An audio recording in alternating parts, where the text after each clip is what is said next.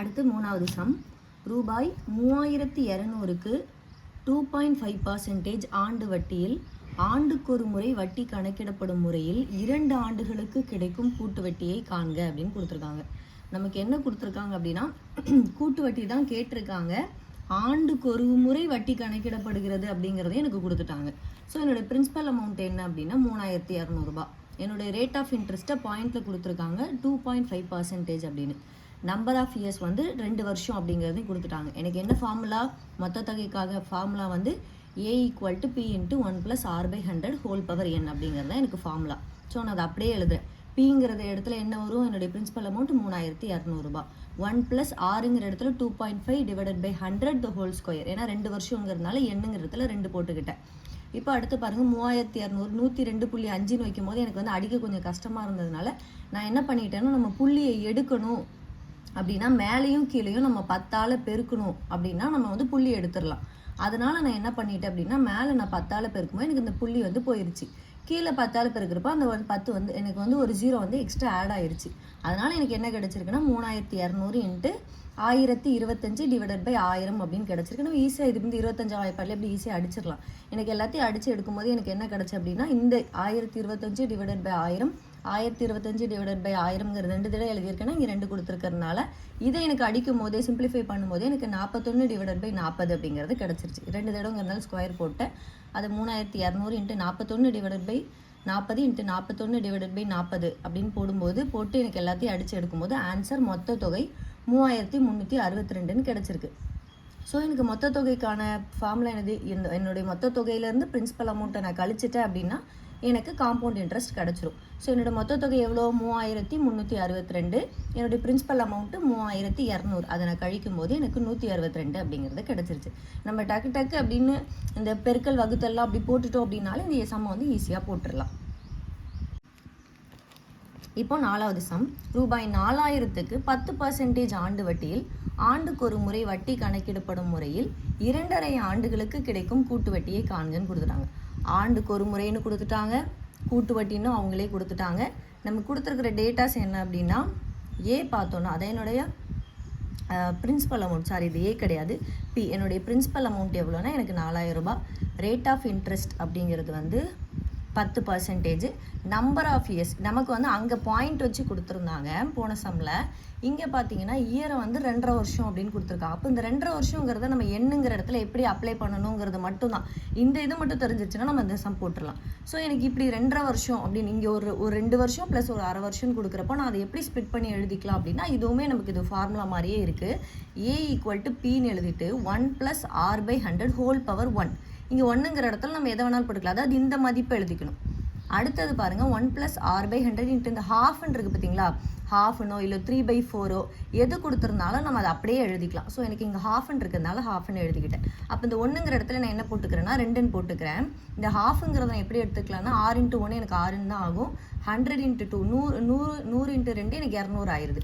So இந்த இடத்துல இந்த சேஞ்சஸ் மட்டும்தான் பண்ணுறோம் அந்த ஃபார்முலாவில். அதை பண்ணிட்டேன் நான்.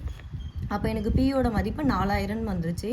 இங்கே 1 + R/100 என்னது எனக்கு 10%ங்கிறப்ப 110 / 100. 2 தடவைங்கிறதுனால 110 / 100ன்னு 2 தடவை போட்டேன். அடுத்தது பாருங்கள் 200ன்னு இருக்குது. அப்போ எவ்வளோ என்னவா மாறும், இங்கே 10 அப்படின்னு வர்றப்ப 210 ஆயிரும்.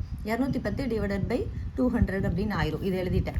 இப்போ இது எல்லாத்தையும் நீங்கள் அடிச்சு கொடுத்தீங்கன்னா உங்களுக்கு மொத்த தொகை 5082 அப்படின்னு வந்துடும். இப்போ எனக்கு இதுதான் மொத்த தொகை அப்படிங்கிறது பிரின்சிபல் அமௌண்ட்டும் காம்பவுண்ட் இன்ட்ரெஸ்ட்டும் சேர்ந்தது தான். இப்போ அதுலேருந்து நான் காம்பவுண்ட் இன்ட்ரெஸ்ட் எடுக்கணும்னா மொத்த தொகையிலேருந்து என்னுடைய பிரின்சிபல் அமௌண்ட்டை கழிச்சிட்டேன் அப்படின்னா எனக்கு கிடச்சிரும். ஸோ 5082 அப்படிங்கிறது என்னுடைய மொத்த தொகை. அதுலேருந்து 4000 பிரின்சிபல் அமௌண்ட்டை நான் கழிச்சிட்டேன் அப்படின்னு எனக்கு 1082 கிடச்சிருச்சு. இதுதான் இப்போ இந்த கூட்டு வட்டிக்கான ஆன்சர். இப்போ 5வது சம். ஒரு அசலானது 2 ஆண்டுகளில் ஆண்டுக்கு 4% கூட்டு வட்டியில் ரூபாய் 2028 மாறுகிறது எனில் அசலை காண்க அப்படின்னு கொடுக்குறாங்க. இது இப்போ என்ன கொடுத்துருக்காங்க அப்படின்னா, நமக்கு கூட்டு வட்டி தான் கொடுத்துருக்காங்க. ஆனால் கூட்டு வட்டியோட மொத்த தொகையை வந்து எனக்கு கொடுத்துட்டாங்க. அதாவது நம்ம வந்து ஒருத்தர் வந்து 2 வருஷத்துக்கு வந்து 4% வட்டியில் வந்து கூட்டு வட்டியில் வந்து கடன் வாங்குறாரு. அப்போ அவருக்கு வந்து அவர் மொத்தமாக அவர் கொடுக்க வேண்டிய தொகை என்னவா மாறுதாமா, 2028 மாறிடுதான். மொத்த தொகை 2028 மாறிடுது அப்படின்னு சொல்கிறாரு. அப்போ அதுலேருந்து அசல் என்னவா இருக்கும் அப்படின்னு கேட்குறாங்க. நம்ம இதுக்கு எதாவது ஃபார்முலா இருக்கா அப்படின்லாம் கிடையாது, அதே ஃபார்முலா தான். ஸோ எனக்கு கொடுத்துருக்கிறது என்னது அப்படின்னு பார்த்தீங்கன்னா என்னுடைய மொத்த தொகை கொடுத்துருக்காங்க. ஏன்னா 2 வருஷத்தில் 4% எனக்கு மொத்தமாக அவர் இவ்வளவா மாறுதுன்னா இவ்வளவா மாறுது. அப்போ எனக்கு இந்த அந்த மொத்த தொகை தான் எனக்கு எவ்வளோ அப்படின்னா 2028 அப்படிங்கிறது. வருஷம் எத்தனை கொடுத்துருக்காங்க, நம்பர் ஆஃப் இயர்ஸ் வந்து 2 இயர்ஸ் அப்படின்னு கொடுத்துட்டாங்க. ரேட் ஆஃப் இன்ட்ரெஸ்ட் என்ன கொடுத்துருக்காங்க, 4%. அதே ஃபார்முலா தான், அதே ஆண்டுக்கு ஒரு முறை ஃபார்முலா தான். அப்போது A = P × 1 + R/100 whole power n போட்டுட்டோம். இந்த A அப்படிங்கிற இடத்துல என்ன பண்ணுறோம் அப்படின்னா 2028 போட்டுரும். Pங்கிறது நமக்கு தெரியாது, ஏன்னா நமக்கு அசல் தான் கேட்குறாங்க. அந்த P நான் அப்படியே வச்சுக்கிறேன். 1 + R/100ங்கிறது நம்ம எப்படி எழுதுவோம், அப்படியே இங்கே 4% கொடுத்துருக்காங்க, 104 / 100. நம்பர் ஆஃப் இயர்ஸ் 2 அப்படிங்கிறதுனால 2. அப்படியே நான் அதை அவங்க கொடுத்துருக்கிற டேட்டாவை நான் அப்படியே எடுத்து எழுதியிருக்கிறேன். மொத்த தொகை 2028 = பிரின்சிபல் அமௌண்ட் தெரியாது இன்ட்டு 26 / 25. 104 100 அப்படிங்கிறத நீங்கள் சிம்பிளிஃபை பண்ணிங்கன்னா 26/25 கிடைக்கும். ஸோ 2 தடவைங்கிறதுனால 2 தடவை நான் எழுதிக்கிட்டேன். இது நீங்கள் அப்படியே அடிச்சு கொடுத்தீங்கன்னா இங்கே இருக்கிறதையும் அப்படியே நம்ம டேரெக்டாக அடிக்கலாம். இது இங்கே கொண்டு வரணும் அப்படிங்கிறதுலாம் கிடையாது. இது வந்து நம்ம ஏன்னா இதை இந்த பெருக்கலாக இருக்குது இந்த பக்கம் வரும்போது இது வகுத்தலாக தான் மாறும். அதனால நான் டேரெக்டாகவே இந்த 26 இந்த 2028 நான் அடிச்சுக்கலாம். அப்படியே அடித்து எடுக்கும்போது எனக்கு என்ன கிடச்சிருக்கு அப்படின்னா என்னுடைய பிரின்சிபல் அமௌண்ட் எனக்கு 1875. இந்த 1875ங்கிற பிரின்சிபல் அமௌண்ட்டுக்கு தான் எனக்கு மொத்த தொகை 2028 அப்படிங்கிறது கிடச்சிருக்கு. அவ்வளோதான். இப்போ 6வது சம். 13 1/3% ஆண்டு வட்டியில் அரையாண்டுக்கு ஒரு முறை வட்டி கணக்கிடப்பட்டால் எத்தனை ஆண்டுகளில் ரூபாய் 3375 ஆனது ரூபாய் 4096 மாறும் அப்படின்னு கொடுத்துட்டாங்க. எனக்கு என்ன கொடுத்துருக்காங்க அப்படின்னா அரையாண்டுக்கு ஒரு முறை அப்படின்னு கொடுத்துட்டாங்க. உடனே நமக்கு அரையாண்டுக்கு ஒரு முறையோட ஃபார்முலா தெரிஞ்சிடணும். அதுக்கப்புறம் எனக்கு என்ன கொடுத்துருக்காங்க அப்படின்னு பார்த்தீங்கன்னா 13 1/3 வட்டி. அப்போ எனக்கு ரேட் ஆஃப் இன்ட்ரெஸ்ட் என்ன அப்படின்னா 13 1/3%ங்கிறது எனக்கு ரேட் ஆஃப் இன்ட்ரெஸ்ட். ஆனால் நான் இதை அப்படியே கொண்டு போய் சப்ஸ்டியூட் பண்ண முடியாது அப்படிங்கிறதுனால 13 1/3 வந்து நீங்கள் அப்படியே இது குறுக்கு பெருக்கல் பண்ணீங்க அப்படின்னா 13 × 3 வந்து 39. இந்த ப்ளஸ் ஒரு 1 சேர்த்திங்கன்னா 40/3ன்னு மாறிடும். அப்போ நம்ம இந்த 6ங்கிறத எப்படி வச்சுக்கலாம்னா 40 / 3 அப்படிங்கிற மாதிரி வச்சுக்கலாம். அடுத்தது பாருங்கள், வட்டிக்கான எத்தனை ஆண்டுகளில், எனக்கு வருஷம் தான் என்னன்னு கேட்டிருக்காங்க. நம்ம இதுக்கு முன்னாடி வந்து வருஷம் கேட்கல, அதை கொஞ்சம் சேஞ்சஸ் தான். இப்போ வருஷம் என்ன அப்படிங்கிறத கேட்டிருக்காங்க. ஆண்டுகளில் 3375. இதுதான் என்னுடைய பிரின்சிபல் அமௌண்ட். இந்த 3375 அப்படிங்கிற என்னுடைய பிரின்சிபல் அமௌண்ட்டு எனக்கு என்னவா மாறுதாமா வட்டியோடு சேர்த்து அமௌண்ட்டா 4096 மாறுது அப்படின்னு கொடுத்துருக்காங்க. அப்படி தான் நம்ம ஃபார்முலாவில் அப்படியே கொண்டு போய் சப்ஸ்டியூட் பண்ணோம்னா நமக்கு ஆன்சர் கிடச்சிரும். எனக்கு அரையாண்டுக்கு ஒரு முறை வட்டி கணக்கிடப்பட்டால் என்னுடைய ஃபார்முலா என்னது, A = P × 1 + R/200. அரைனாலே 2ன்னு வச்சுக்கோங்க, 2 ஹோல் பவர் 2n அப்படிங்கிறது. என்னுடைய மொத்த தொகை எவ்வளோ 4096 ஈக்குவல் என்னுடைய பிரின்சிபல் அமௌண்ட் எவ்வளோ 3375 இன்ட்டு 1 + R என்னது 40/3ன்னு கண்டுபிடிச்சி வச்சுருக்கோம். 40/3 / 200 ஹோல் பவர் 2n. என்ன எனக்கு தெரியாது, என்ன தான் நான் கண்டுபிடிக்கணும். இந்த 40/3 அப்படிங்கிறது என்னவா மாற்றிக்கலாம் அப்படின்னா இந்த சின்ன ட்ரிக்ஸ் தான். இந்த 3ங்கிறத அப்படியே கீழே இறக்க வேண்டியதான், ஒரு ஒன்றுமே பண்ண வேண்டாம், இது மட்டும் தெரிஞ்சுக்கிட்டா போதும். இப்போ 40/600ன்னு ஆயிரும். ஏன்னா இந்த 3 கீழே வந்துருச்சுன்னா 200 × 3 வந்து நமக்கு 600 அப்படின்னு ஆயிரும். அப்புறம் நான் இந்த பக்கம் பெருக்கலாக இருக்கிறது இந்த சைடில் கீழே வந்து வகுத்தலாக கொண்டு வந்துடுறேன். ஏன்னா இதுவும் எனக்கு ஈவனாக இருந்தால் தான் மேலே வந்து எனக்கு என்ன கிடைக்கும் அப்படிங்கிறதுக்காக. அப்புறம் என்ன பண்ணுறேன், 4096 / 3375ங்கிறத கொண்டு வந்துட்டேன். இது 600 × 1 600 + 40 640 / 600 ஹோல் பவர் 2n அப்படின்னு வச்சுக்கிட்டேன். நீங்கள் இதே ஒன்று ஞாபகம் வச்சுக்கோங்க, எப்போவுமே இந்த இதை நீங்கள் சிம்பிளிஃபை பண்ணிட்டீங்க அப்படின்னாலே கண்டிப்பாக இதே நம்பர் தான் நமக்கு இங்கே கிடைக்கும். நீங்கள் எத்தனை தடவை அடித்து பாருங்கள், இது பண்ணுங்கள், இல்லைன்னா அப்படியே விட்டுருங்க. கண்டிப்பாக இதோடைய ஒரு ஸ்கொயராவோ இல்லை க்யூபாவோ இல்லைன்னா அடுக்கு 4ஆவோ 5ஆவோ கண்டிப்பாக இதில் என்ன கிடைக்குதோ அதுதான் நமக்கு இங்கே கிடைக்கும். அதனால் இது பெருசாக இருக்குது எப்படி அடிச்சுட்டு அப்படிலாம் யோசிக்கவே வேணாம். இங்கே எனக்கு நான் சிம்பிளிஃபை பண்ணுறப்ப எனக்கு 16/15ன்னு கிடச்சிது.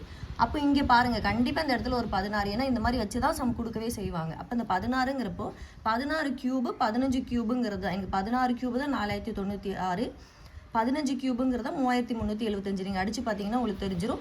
ஸோ எனக்கு 2 ஈவன் ஆயிடுச்சு. இங்கேயும் 16/15 இங்கே க்யூபில் இருக்குது. இங்கே இது இந்த 640யும் 600யும் அடிக்கும்போது 16/15 அப்படிங்கிறது கிடச்சிது.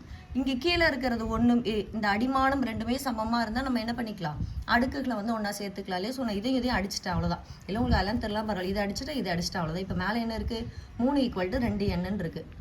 அப்போ 3 = 2n.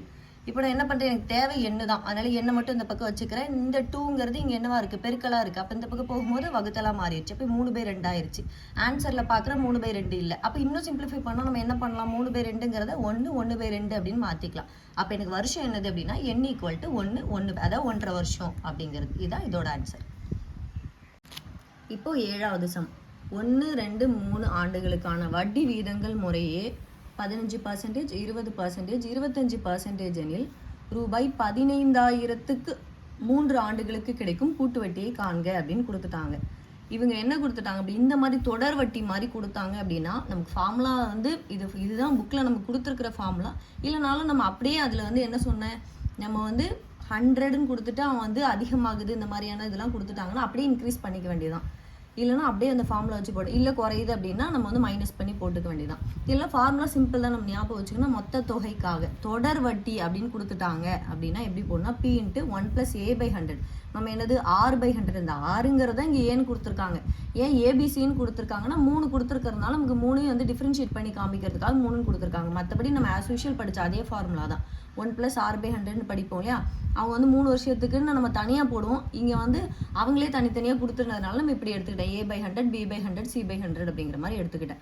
அவ்வளோதான், கொடுத்தது அப்படியே சப்ஸ்டியூட் பண்ண வேண்டியதான். என்னுடைய பிரின்சிபல் அமௌண்ட் எவ்வளோ, 15,000 ரூபாய். 3 ரேட் ஆஃப் இன்ட்ரெஸ்ட்டு கொடுத்துருக்காங்க. அந்த 3 ரேட் ஆஃப் இன்ட்ரெஸ்ட்டும் ஏபிசியில் சப்ஸ்டியூட் பண்ணிக்க வேண்டியதான். நம்பர் ஆஃப் இயர்ஸ் எத்தனை அப்படின்னா 3 வருஷம், அவ்வளோதான். அப்போது A = Pயோட வேல்யூ என்னது 15,000 இன்ட்டு A 1 + R/100, அதான் ஃபஸ்ட்டு இது. அப்போ ஃபஸ்ட்டு என்னது 15னா என்னவாகும், 115 ஆயிரும். அவ்வளோதான். 100 × 1 100, அப்படியே ஒரு +15 ஆட் பண்ணும்போது 115 ஆயிடுது. அடுத்தது 20ன்னு இருக்குது, அப்போ 120/100 ஆயிரும். அடுத்து 25ன்னு இருக்குது, 125/100 இருக்கும். அவ்வளோதான். இதை நீங்கள் அடிச்சு கொடுத்தீங்க அப்படின்னா உங்களுக்கு ஆன்சர் வந்து 25,875 அப்படின்னு கிடைக்கும். அதுலேருந்து நம்ம காம்பவுண்ட் இன்ட்ரெஸ்ட் கண்டுபிடிக்கும் போது என்ன பண்ணுவோம், பிரின்சிபல் அமௌண்ட்லேருந்து, அதாவது நம்மளுடைய மொத்த தொகையிலேருந்து பிரின்சிபல் அமௌண்ட்டை கழிச்சோம் அப்படின்னா நமக்கு என்ன கிடச்சிரும், நம்மளுடைய காம்பவுண்ட் இன்ட்ரெஸ்ட் கிடச்சிரும். அப்போது நம்மளுடைய மொத்த தொகை எவ்வளோ, 25,875 ரூபா.